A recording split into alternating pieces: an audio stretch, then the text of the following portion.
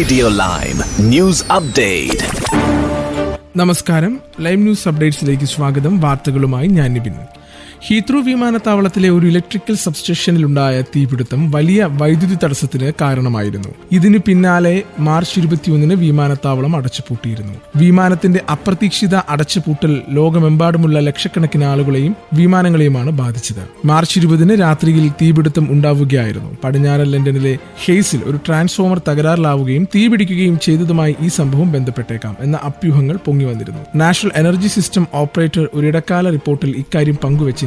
തീപിടുത്തത്തിന്റെ കൃത്യമായ കാരണം ഇപ്പോഴും വ്യക്തമായിട്ടില്ല. ജൂൺ അവസാനത്തോടെ സംഭവത്തിന്റെ പൂർണ്ണ റിപ്പോർട്ട് ലഭിക്കുമെന്നാണ് പ്രതീക്ഷിക്കുന്നത്.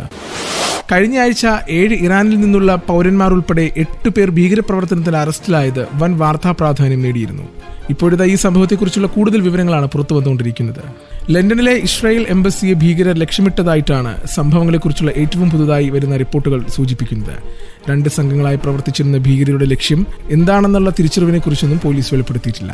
പടിഞ്ഞാറൻ ലണ്ടനിലെ കെൻസിംഗ്ടണിലുള്ള ഇസ്രായേൽ എംബസിയാണ് ഭീകരർ ലക്ഷ്യം വെച്ചിരുന്നതെന്ന് പ്രമുഖ മാധ്യമങ്ങൾ വെളിപ്പെടുത്തിയിരുന്നു. സമീപ വർഷത്തിൽ നമ്മൾ കണ്ട ഏറ്റവും വലിയ ഭീഷണിയാണ് പോലീസ് സമർത്ഥമായി നേരിട്ടതെന്നാണ് ആഭ്യന്തര സെക്രട്ടറി യെവറ്റ് കൂപ്പർ വിശേഷിപ്പിച്ചത്. 7 ഇറാനിയൻ പൗരന്മാർ ഉൾപ്പെടെ 8 പേരെ ഇംഗ്ലണ്ടിന്റെ വിവിധ ഭാഗങ്ങളിൽ നിന്നും തീവ്രവാദ വിരുദ്ധ പോലീസ് അറസ്റ്റ് ചെയ്തിരുന്നു.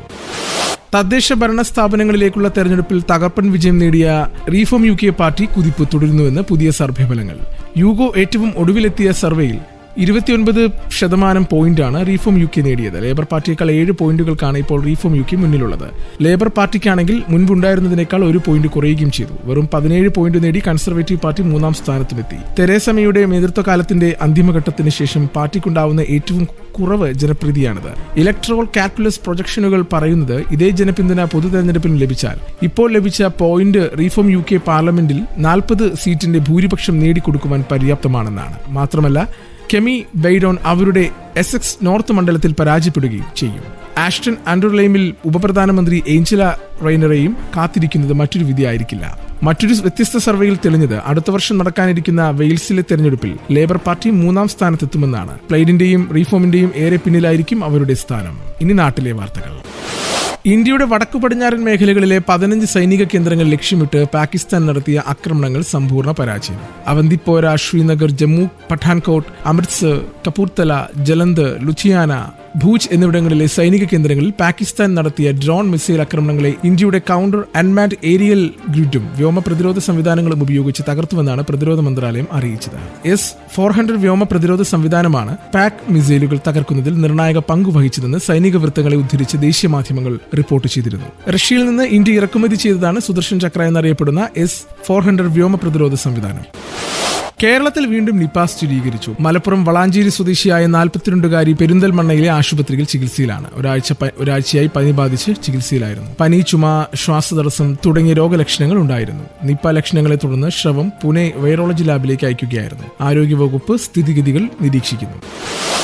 ആരോഗ്യവകുപ്പ് മന്ത്രി വീണ ജോർജിന് യുഎസിലെ ജോൺസ് ഹോപ്കിൻസ് സർവകലാശാലയിൽ പ്രഭാഷണം നടത്തുന്നതിനുള്ള അനുമതി കേന്ദ്ര സർക്കാർ നിഷേധിച്ചുവെന്ന് മന്ത്രിയുടെ ഓഫീസ്. സർവകലാശാല പ്രഭാഷണത്തിന് മന്ത്രിയെ ക്ഷണിച്ചതിന്റെ അടിസ്ഥാനത്തിലാണ് കേന്ദ്രത്തോട് യാത്രാനുമതി തേടിയത്. മന്ത്രിയുടെ യാത്രയ്ക്കുള്ള രാഷ്ട്രീയ അനുമതി നിഷേധിച്ചുകൊണ്ട് പ്രഭാഷണത്തിനുള്ള അവസരം കേന്ദ്ര സർക്കാർ തടയുകയായിരുന്നു. 3 ആഴ്ച മുമ്പാണ് അനുമതി തേടിയത്. എന്നാൽ 3 ദിവസം മുമ്പ് അനുമതി നിഷേധിച്ചുകൊണ്ടുള്ള അറിയിപ്പ് വന്നുവെന്ന് മന്ത്രിയുടെ ഓഫീസ് അറിയിച്ചു.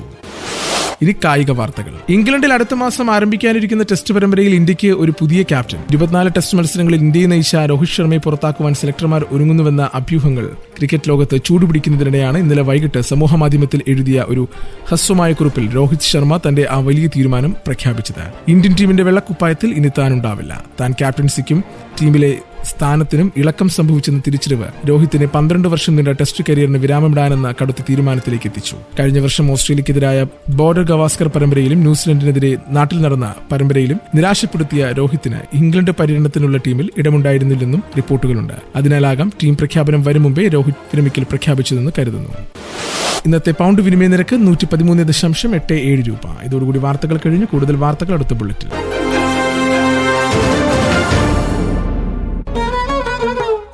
കൂടുതൽ വാർത്തകൾക്കും വിശേഷങ്ങൾക്കുമായി റേഡിയോ ലൈം ആപ്പ് ഡൗൺലോഡ് ചെയ്യൂ.